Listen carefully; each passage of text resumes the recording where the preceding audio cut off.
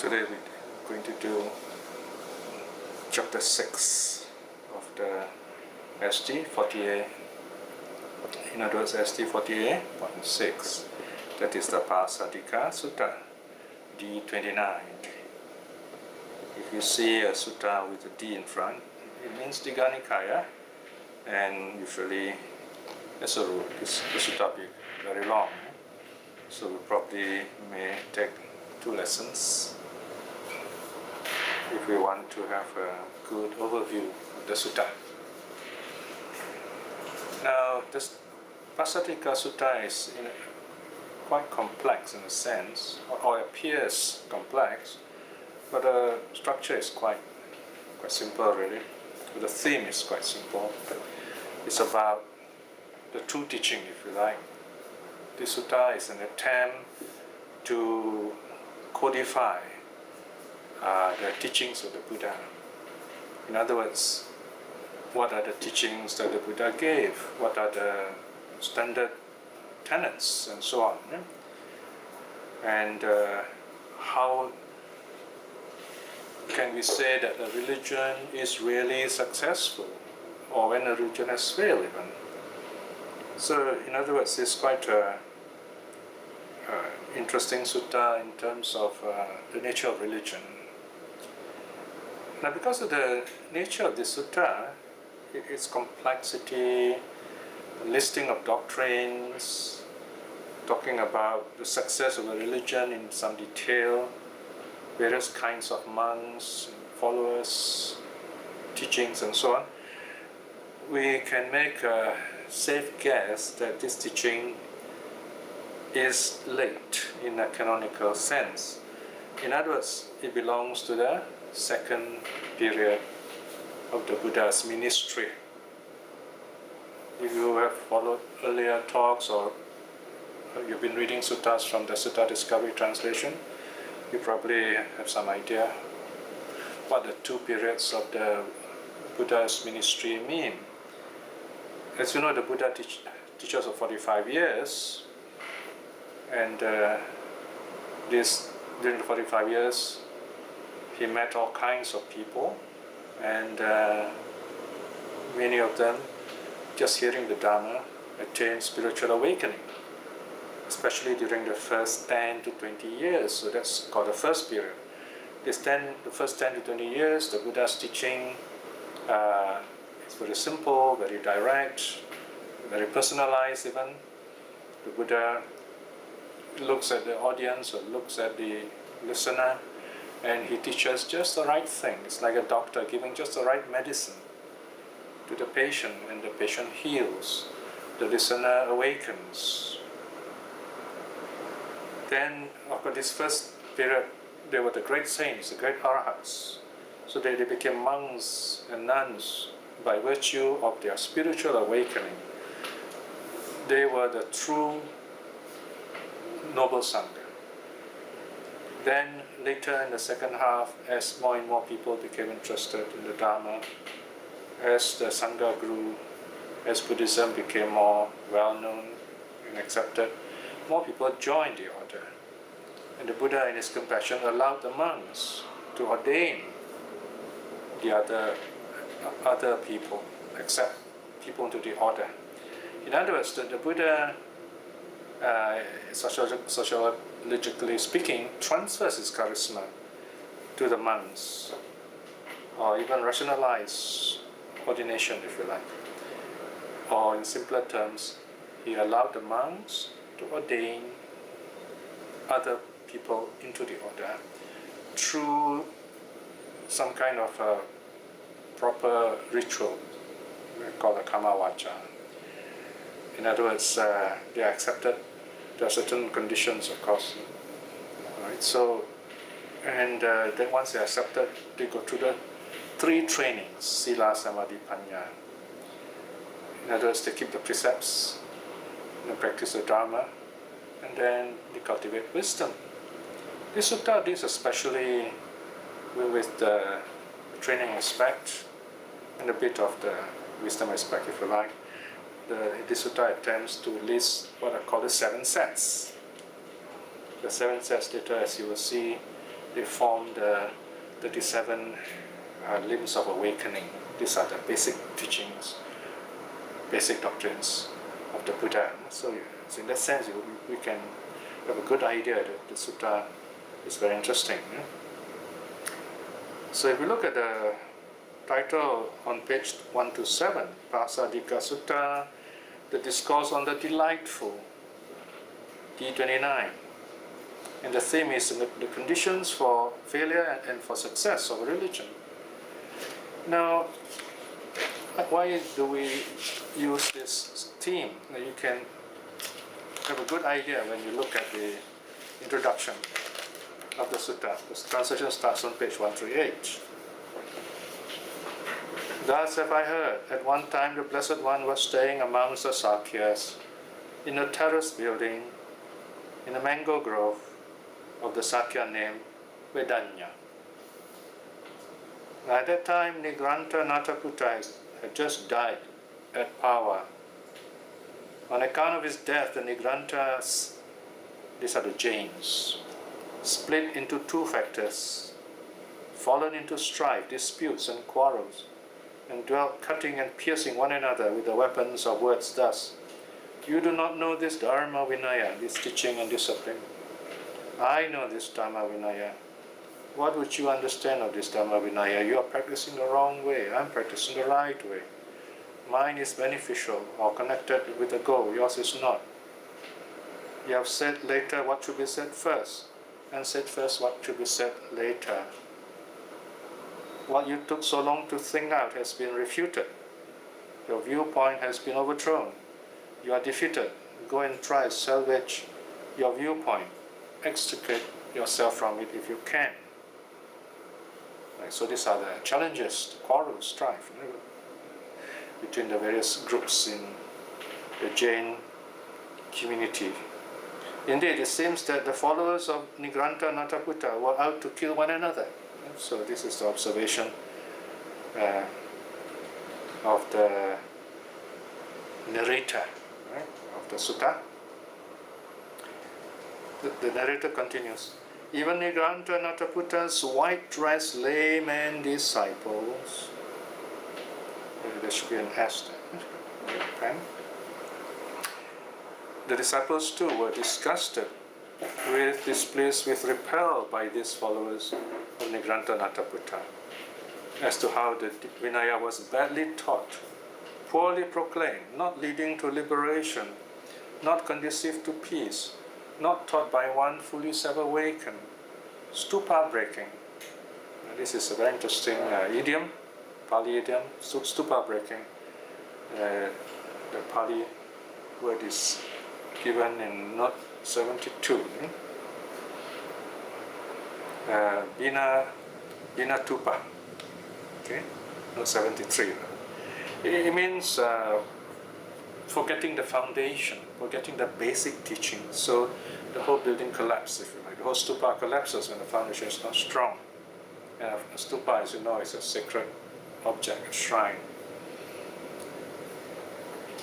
without any refuge. So it's a very dramatic opening here. Okay? We see here the leader of the other very influential religion, the Jains, has died. And the followers are in disarray. Of course, if we take this account to be true, then we might say the Jains didn't really teach the doctrines in a systematic way. And because of that, even the lay followers of the Jains were not happy because of the strife. So this event occurred in Pāva.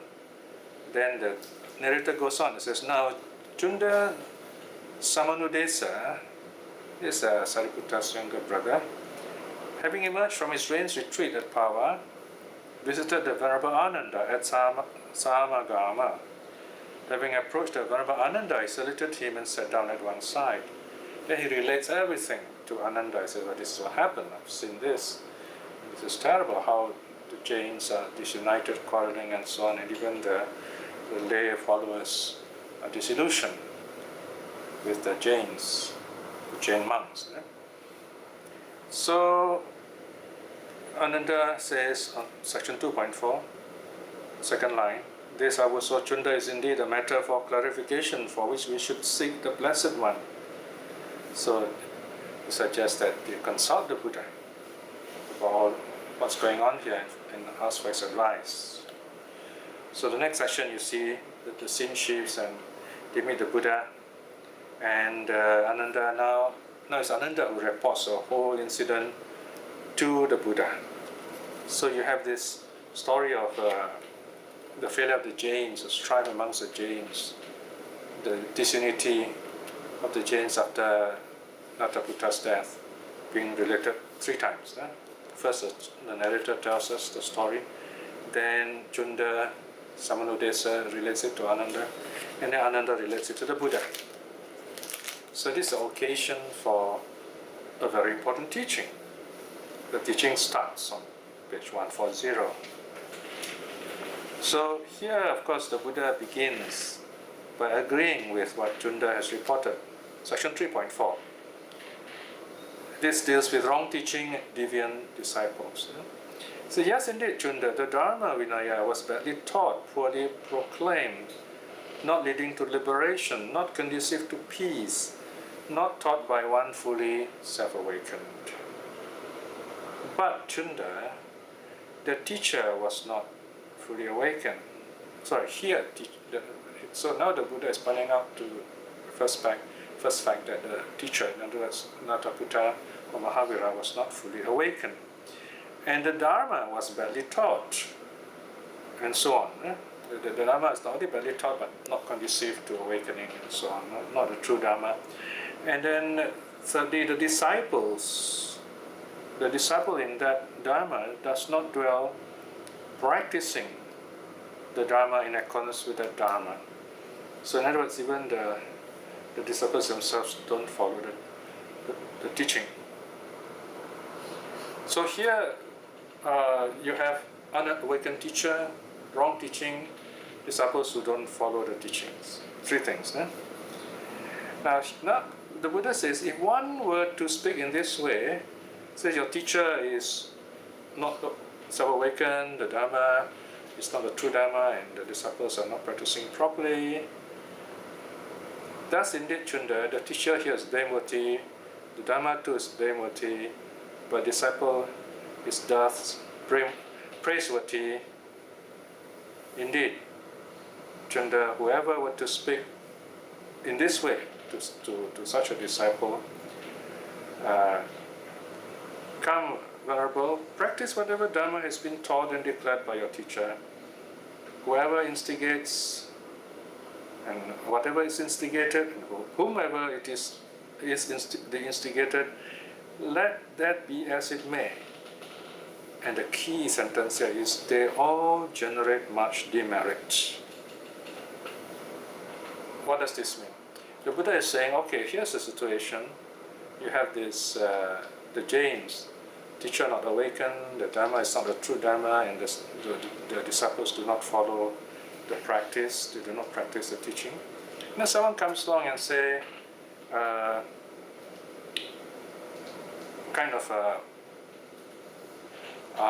disapproves of the disciples as well. You're not doing this right. The Buddha says, there's one more thing here. Let me just read this a bit. Okay. So here, this person who speaks in this way is not very helpful anyway. It is still demeritorious in the sense that, why? The reasons given. Because Chunda, the Dharma Vinaya was so badly taught, poorly proclaimed, not leading to liberation, not conducive to peace, not taught by one fully self-awakened. In other words, the whole system is already wrong. So if you try to salvage it, you scold the disciples or disapprove of them, it doesn't help anyway. Okay, so this is the first remark by the Buddha. The whole system is wrong. So there's no point trying to tell the person to practice it, in other words. Now in the second case, you have the same situation, the teacher is not awakened, teaching also is false, it's not the true Dharma. But section 5.3, the disciples in that Dharma practices the Dharma. And if someone were to speak in this way and say, oh, it is good for you to practice. It's good that you're practicing. Of course, the teacher doesn't give a good Dharma, the teaching is not the true teaching, but you praise the follower. Here also, it's not helpful because the teaching is false, the teacher is not awakened, so it doesn't help, right? So here, in other words, if the teaching is wrong, whichever way you say it's right or wrong, whether we reprimand the followers for not practicing, or we praise the followers because they practice the teaching, it doesn't help because it's the wrong teaching anyway. So this is the first two parts. Then in the next section you have the Dharma itself, 6.1. But here, Chunda, there is the fully self-awakened Buddha. And the Dharma is well taught, well proclaimed, leading to liberation, conducive to peace, taught by one fully self-awakened. But the disciple does not dwell practicing the Dharma in accordance with the Dharma. He does not go about with proper practice, not faring or not living in accordance with the Dharma, but deviates from the Dharma. If one were to speak this way, this also is a misfortune, right? So in other words, people disapprove of this. Someone disapproves of it, tells the followers that you should be practicing the Dharma, You have the Buddha is the teacher, is self-awakened, the Dharma is the true teaching, so you should be practicing properly. Here the Buddha says that 6.9 says, whoever speaks in this way, whoever instigates the person, in other words, and whatever is instigated, the speech, the remarks the person makes in good faith, and whomever is instigated, the person who's receiving the instructions or reprimand, they all generate merits.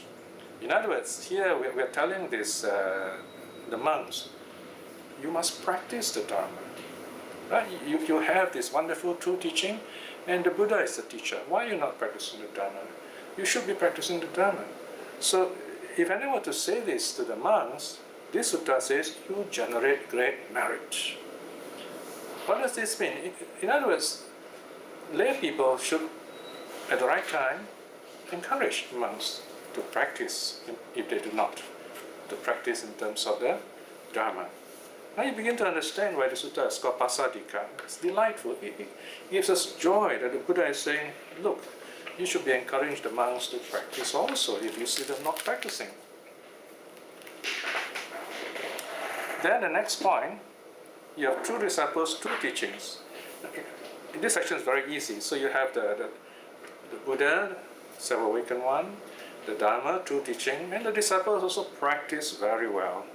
And you praise them and say, wow, this is wonderful. We're so happy to see all these monks practicing. So in this case, the one who praises, whatever is praised, that's the Dharma, or the community, and whoever is praised, it's the monk who's practicing, they all generate a lot of merit. It's a wonderful act, in other words. So overall, we are reminded to, in a sense, to tell the truth to monastics who don't practice, of course in a gentle way or if necessary in a strong way, that they should be practicing. That is a meritorious act, right? Sometimes your friends may ask, oh dear, I'm telling this monk, he's he only thinks of money, or he's only running after rich people, and I want to tell him that this is wrong. Do I create bad merit, demerit? Not at all. Here you are, in the Pāsādika Sutta D29, right? Section 6 and 7. We find all these answers. The Buddha actually encourages us to tell the monks and the nuns to keep up their practice. unless of course these monks and nuns are not aware of the Pāsādika Sutta. Of course, things are not that simple, because sometimes you may try to tell a monk, please keep up your practice, and the monks will say, no, I did not break any rules.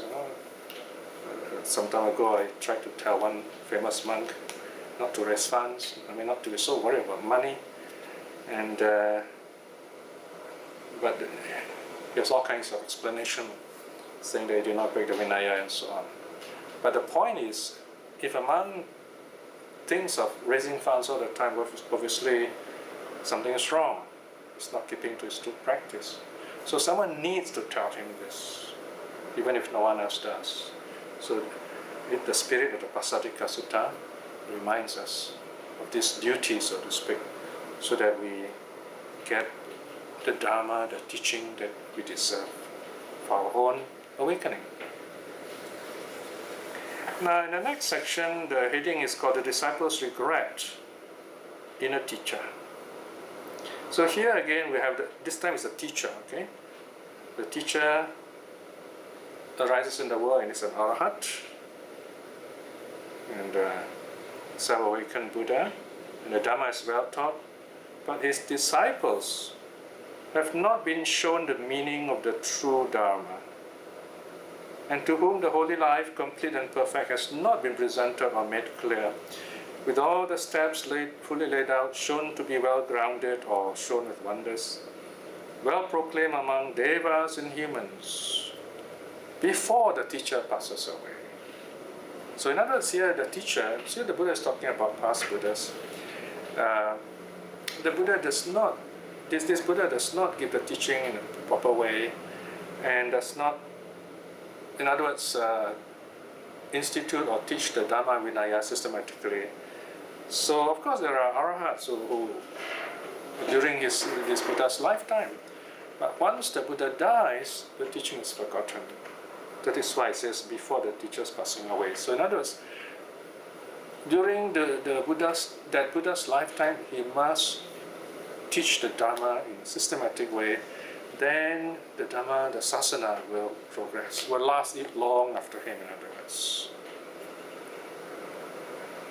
So this is, in a sense, the Buddha is saying that there are in the past some Buddhas who do not, in a sense, make the effort to lay down all their teachings. So, but our Buddha does, so that the teaching has lasted right up to our time, 2,600 years later. Then you have this the positive situation where you have a teacher who is fully awakened and Arhat and is a Buddha, again referring to the Buddha in the past, from the past Buddhas. The Dharma is well proclaimed, and the disciples are taught a complete teaching with the Dharma and the Vinaya. So that, this is before the Buddha himself dies. So when the Buddha has passed away, you find the teaching progresses, continues to flourish. Of course, here we have the example of Sakyamuni Buddha again. And then the teaching now goes into details. Who are the people that the teaching needs so that the teaching is complete? What kind of followers form true disciples? 10.1. If Chunda, the holy life, is accomplished by these factors, but there is no teacher who is an elder of long standing, long gone forth, long gone down the road of life, well matured in age, on account of this factor, the holy life is unaccomplished. So in other words, yes, you have all these teachings, you have the awakened Buddha, and then the true Dharma, and you have these great Arahats, or rather the followers who really follow the teaching, but they do not have an elder monk. In other words, no one lives long enough to really be live their old age as a monk, like Kundanya, Ratanyu. In other words, they live long enough, they're respected, they have great wisdom, they're able to guide others, they have good mentors. if you do not have such a teacher, then the teaching is not fully accomplished. In other words, you will not succeed. But in the situation where you do have such elders, it's wonderful. The teaching will succeed.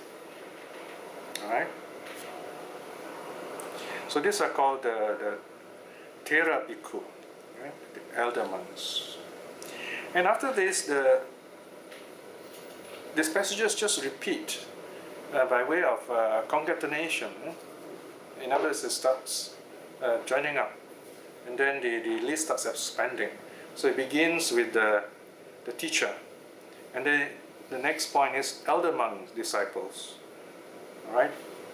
And then you go on to middling monks, disciples. In other words, you should also be monks of the middle range age. In other words, vassa, years in the monastic order. And then the third point, that there should be novice monk disciples.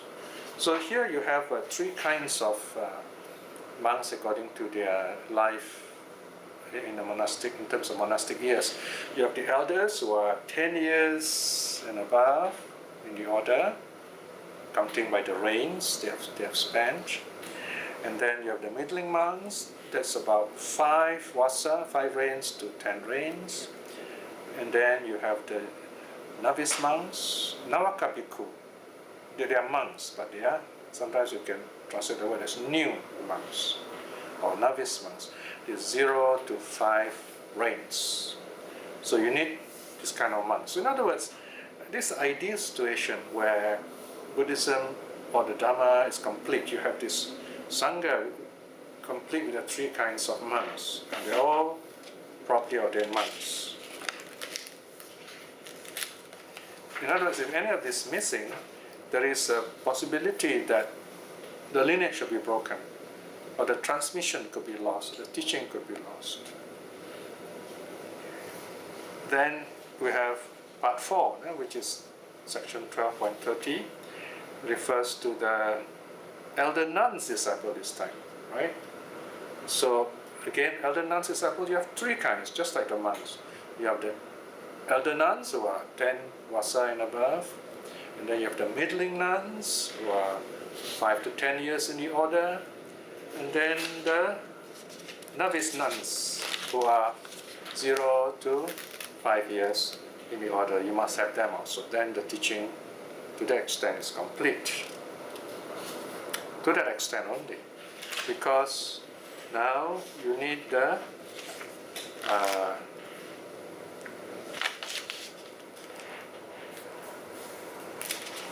next section, layman disciples. So we more or less know the drift, as I say. We're talking about the 4 kinds of disciples: monks, nuns, laymen, laywomen. And this sutta gives the most details in terms of the 4 kinds of followers. So just now we have seen in the first part 3 kinds of monks, bhikkhus. The elder monks, middling monks, novice monks. 3 kinds of nuns: elder nuns, middling nuns, novice nuns. Now the lay people, they are one group, okay? This is the first group. Celibate layman disciples. So these are layman disciples who are like today the anagarikas, if you like. So here is section 12.84, page 150. If Chunda, the holy life, is accomplished with these factors, that there is a teacher, elder monk disciples, middling monk disciples, novice monk disciples, elder nun disciples, middling nun disciples, novice nun disciples. But there were no white-dressed celibate layman disciples who are experienced of good judgment, self-possessed, in other words, fearless, morally fearless, who have attained to the security from the yoke. Who have attained the security from the yoke. Freely translated, this refers to awakening, full awakening, arahathood actually. Of course, we can say safely, at least stream winning. Okay? But usually this sentence would mean arahathood itself. So there's a hint that laymen too do attain arahathood. And the next important point, here you notice we have indented them so that it's easy to see one paragraph, one idea. So the next idea is about teaching the Dharma.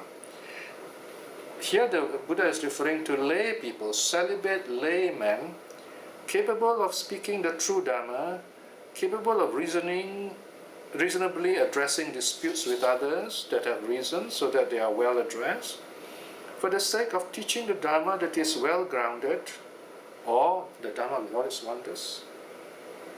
If this group of people are missing, the teaching is not complete.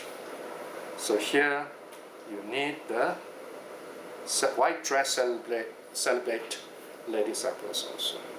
And so this, in other words, we know in the Buddha's time there was this group of people who were lay people who are also celibate. It's a choice they make, in other words. And then the next section is the celibate lay women disciples. And they are defined in the same way. Right? They are highly attained, and they're able to defend the Dharma, they're able to explain the Dharma, and so on. So you must also have this celibate lay women disciples. Lay women disciples who keep the precepts, very much like the anagarikas, the women anagarikas of today. Or even the mechi, if you like. Yeah? So you have different categories of training, in other words. So here, in other words, you're given a choice. You don't have to be married, but you can still, as a lay person, keep the rule of celibacy. So you're like living like a monk, but you don't need to observe all the rituals and other extra rules that the monk follows. And then the ninth group. This ninth group is very interesting. This is the last, there are two more groups. 9 and 10, they actually form a pair. So altogether you have 10 groups here. This group 9 and 10 who I think inspire a lot of people who are listening to this sutta, to the Pāsādika Sutta. Here, category 9 are the householder layman disciples, enjoy of sense pleasures. So the Buddha says if you have all these people, these 8 categories, but you don't have these layman disciples, then the whole community, the teaching is not complete. Look at section 12.141. So you have all these categories mentioned earlier, from the great elders until the white dress celibate lay women disciples. But there were no white dress householder laymen disciples enjoyer of sense pleasures who are experienced of good judgment, self-possessed, in other words, fearless in the Dharma, who have attained to security from the yoke.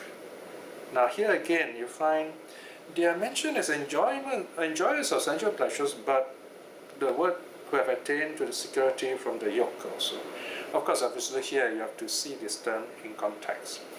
And clearly this term would not refer to non-return and arahathood. Clearly this expression would refer to what we call this stream winning and one's returner. So these are the lay people who, in other words, live by the 5 precepts. They are married, or they are doing business. People like most of us, in other words, who are lay people, living the household life. And yet, this kind of people, they are capable of speaking the true Dharma, capable of reasonably addressing disputes with others that have a reason, so that they are well addressed, for the sake of teaching the Dharma that is well grounded, or the Dharma with its wonders. So we need this group. Right? And then the last group, number 10, are the householder lay women disciples, enjoyer of sense pleasures. This is on page 155 at the bottom. So this is category number 10. So the Buddha says all the other groups, right up to the laymen, householders are there, but the women, the group of the women are missing, then the community is not complete, the Dharma is not complete. Look at section 12.168. But there were no white-dressed householder, lay women disciples, enjoyer of sensual pleasures, who are experienced, of good judgment, self-possessed or morally fearless, who have attained to the security from the yoke, capable of speaking the true Dharma, capable of reasonably addressing disputes with others that have arisen so that they are well addressed, for the sake of teaching the Dharma that is well grounded, or the Dharma with its wonders. If this group is missing, then the holy life is unaccomplished. The Buddhism as a Dharma, Buddha Dharma as a whole, the Dhamma Vinaya as a whole is not complete. So overall, what's the message here? The message is that everyone who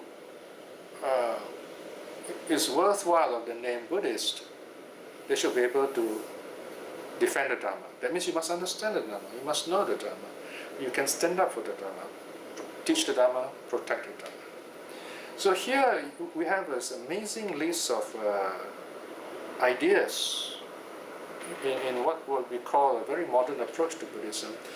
You have the idea of missiology here, in other words. The followers should be able to go out and teach and defend the Dharma. To defend the Dharma means apologetics. And also there is polemics, in other words. You must know how to, let's say someone comes up with a wrong view of Buddhism, and how to answer that. So this, in other words, Buddhism is becoming more and more systematized. So this is a time when Buddhism is very well organized, and lots of monks and nuns and a lot of people out there are very interested to learn the Dharma.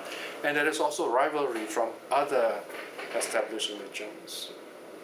So this is a kind of very well organized religion. This is one of the secrets of the success of Buddhism as a religion, if you like. Now let's just go a bit more.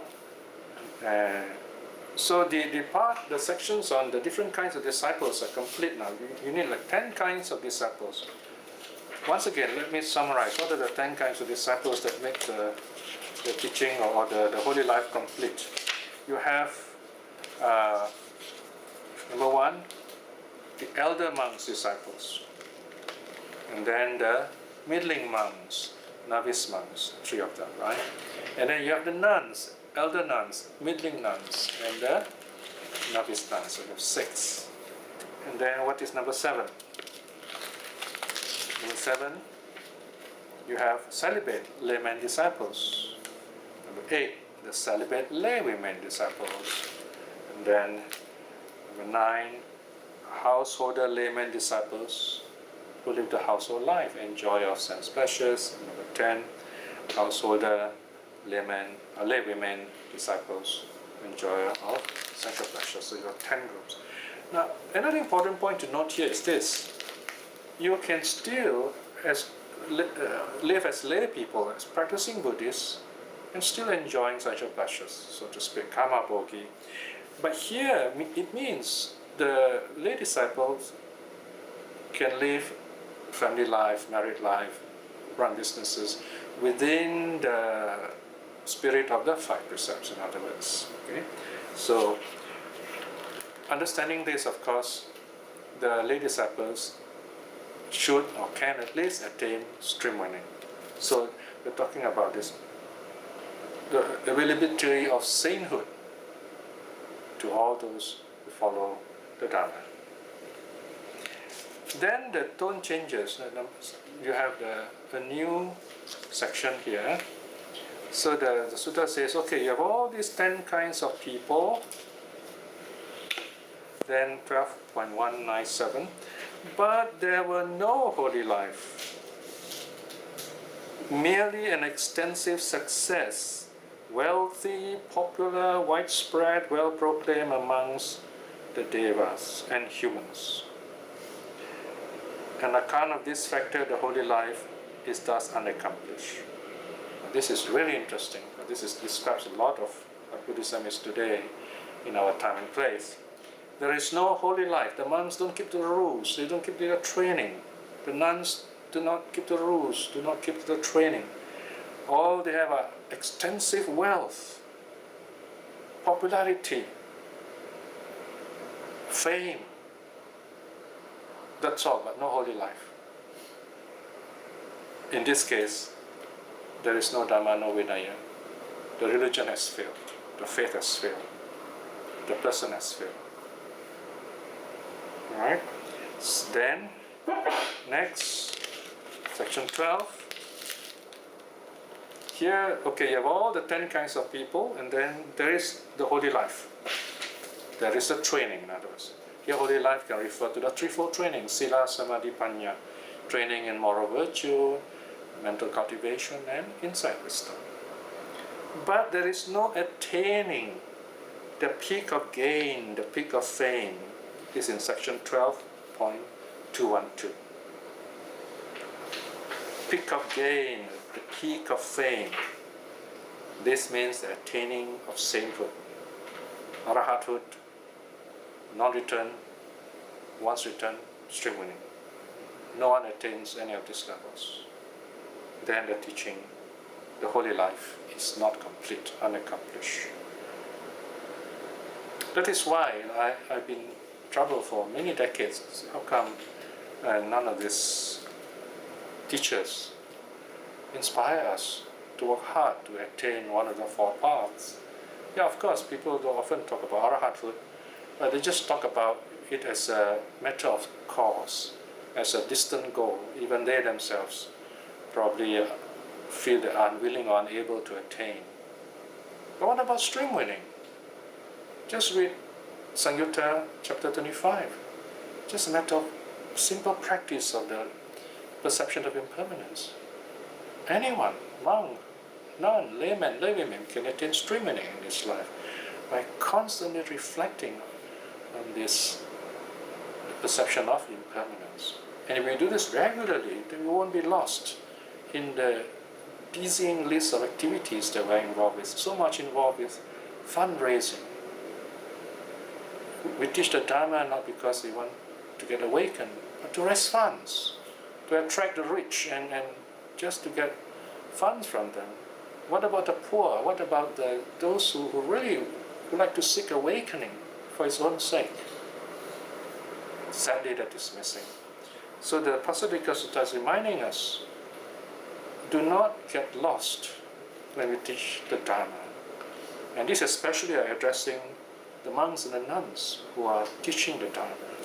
So it's the task of the lay people to remind them, please teach the Dharma, please don't think about money. Don't think about worldly things. Think Dharma and teach us the Dharma. Be awakened yourselves and help us, inspire us to be awakened too. So, this last part, there must be those who reach the goal also. Here's talking about people in later times, in other words. So, you can imagine how important here the message is. And the sutta repeats itself, stresses this point again and again. And the repetition, the length of the sutta up to this point, we're kind of halfway to the sutta, reminds us the importance of practice. That is why we have to translate the suttas, study the suttas, preach the suttas, encourage others to practice it, so that the teaching is not lost. We can raise all the funds in the world, but that will not protect the teaching. We can build all the retreat centers in the world, everywhere. That will not protect the teaching. We have to practice it ourselves, each one of us. Then wherever we go, to the retreat centers, or even practice by ourselves, every moment we spend in silence, in clarity of mind, prepares us to teach the Dharma more effectively, inspire more people out there to practice the true Dharma. So we are halfway here, and this is a very important idea. So we're going to stop here and spend a bit of time reflecting on this. Then in the second talk, we will look into the details. What does this Dharma consist of? what are the teachings that the Buddha regard as constituting his Buddha Dharma. Okay, so we end here. Let us do a short reflection for this wonderful occasion. Suttas like the Pāsādika Sutta remind us that the Dharma is still available. It is always there in our hearts if we care to look within ourselves and not to be lost by being dragged out into the world, running after the wrong things, whether we are monks, nuns, laymen, or laywomen. The possibility of awakening is here and now. It is not something to boast about, or something that is to change our lives for the better and to inspire others by telling them that they too can awaken in this life itself, even though they may be simple laymen. Reflecting in this way is wonderful good karma. By the power of such karma, may our minds focus when we meditate. May we be at peace, may we be well and happy, even in this life itself. Most important of all, by all the various good deeds we have done, by the power of the Triple Gem, may we attain spiritual liberation, especially stream winning in this life itself. In this moment of peace, let us share, radiate our loving kindness to everyone here and to all those who are teaching the Dharma, practicing the Dharma, and to our loved ones. May they be well, may they be happy. To those people with whom we have difficulties, and those whom the Dharma have not touched, may they too be touched with the Dharma, that they may be well and happy and friendly and kind, and be inspired to practice the Dharma. May all beings be well and happy. Sadhu, sadhu, sadhu.